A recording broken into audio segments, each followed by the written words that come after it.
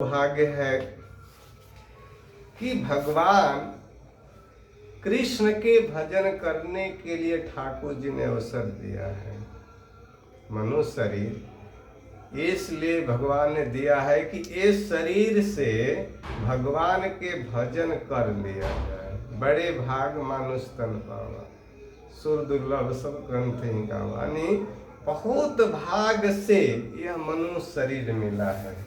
और ये शरीर अगर पाकर जो व्यक्ति अगर भगवान का भजन नहीं करता है तो समझिए कि वो व्यक्ति अपने मनुष्य शरीर पाकर भी कुछ भी जीवन में नहीं किया। तो इस बात को श्रीपाद शंकराचार्य जी कहते हैं कि भाई बड़े बड़े ज्ञानी हो, बड़े बड़े कोई व्यक्ति पोस्ट पर पहुंचा है, अधिकारी हो, कुछ भी हो, किसी भी पोस्ट पर कोई भी व्यक्ति बैठा हो, मंत्री हो, अधिकारी हो, चाहे गरीब हो, अमीर हो, कोई भी हो, बड़े बड़े लोग आचार्य की डिग्री प्राप्त जो किए हैं, उन सभी लोगों के लिए शंकराचार्य जी कह रहे हैं। कहते हैं क्या? भज गोविंदम भज गोविंदम गोविंदम भज मूढ़मते भज गोविंदम भज गोविंदम गोविंदम भज मूढ़मते संप्रापते सन्निहित काले नहीं नहीं राचति डुकृंकरणे। कहते हैं श्रीपाद शंकराचार्य जी, अरे बौद्धिक मूर्खों, केवल श्री गोविंद का भजन करो, केवल श्री गोविंद का भजन करो, केवल श्री गोविंद का भजन करो। तुम्हारा व्याकरण का ज्ञान एवं शब्द चतुराई मृत्यु के समय तुम्हारी रक्षा नहीं करेगी। तो कोई भी हो, जब व्यक्ति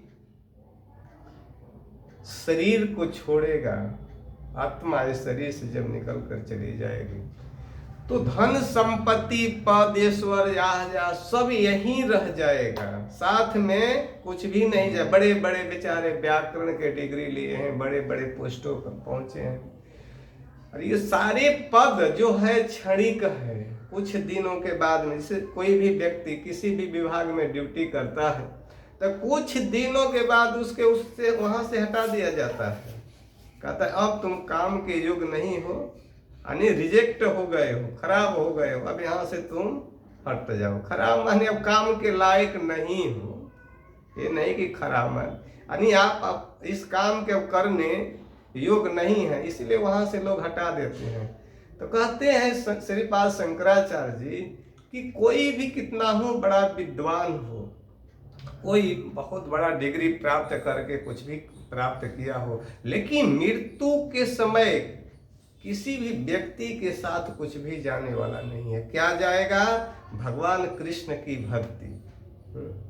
भगवान कृष्ण की जो व्यक्ति भक्ति करेगा वही उसके ओरिजिनल धन है और वही उसके साथ जाएगा। आया है सो जाएगा, राजा रंग फकीर, कोई विमान पर चढ़ चले, कोई हाथ पड़ा जंजीर। देखिए, जो भी व्यक्ति संसार में जन्म लिया है, एक दिन सबको जाना है। जन्म लिया है तो उसको निश्चित मरना भी है, मौत भी उसकी आएगी और लेकर चली जाएगी। ये नहीं कि कोई व्यक्ति अजर बनकर आया है। धन के पीछे आदमी दिन रात लगा रहता है, दिन रात कई घंटे लोग ड्यूटी करते रहते हैं।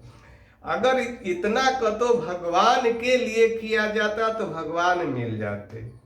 जो धन जो है वो नस्वान है, क्षणिक है, उसके ज्यादा आप संबंध रख सकते हैं उस धन को शरीर तक।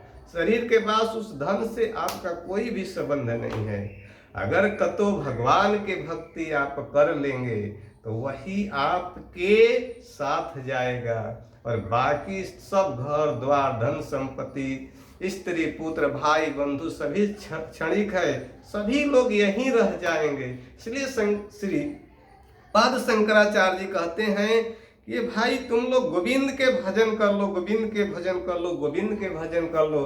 श्रीपाद जब शंकराचार्य जी ब्रजभूमि में आए तो ब्रजभूमि में आते ही देखा कि भगवान कृष्ण के अलावा संसार में कुछ भी नहीं है। इसलिए उन्होंने कहा भज गोविंदम भज गोविंदम गोविंदम भज मूढ़मते। अरे संसार के जीवों, जिसके लिए तुम लोग चिंतित हो, रात दिन कमाने के चक्कर में पड़े हो, यह धन तुम्हारे साथ नहीं जाएगा। भगवान कृष्ण के भजन करोगे वही तुम्हारे साथ जाएगा। इसलिए हर व्यक्ति को चाहिए कि भगवान गोविंद का भजन करने, भगवान गोविंद का भजन करने से ही जीव का कल्याण हो जाएगा। हरे नाम हरे नाम ही एव केवलम कलयु नास्तेव नास्तेव नास्तेव गतिरन्यथा।